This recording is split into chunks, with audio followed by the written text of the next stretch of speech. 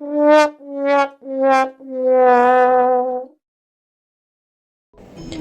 তো ভাবলাম স্বর্গে চলে এসেছি নাকি, একসঙ্গে এতগুলো দেবদেবীর দেখা পাওয়া এ তো ভাগ্যের ব্যাপার।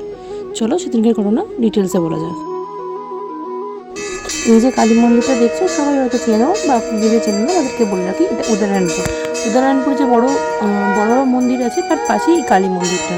এই কালী মন্দিরে দেখা পাওয়া যাবে মহাদেব, পার্বতী, সারদা মা, রাম সীতা, মহেশ্বর, হনুমানজি,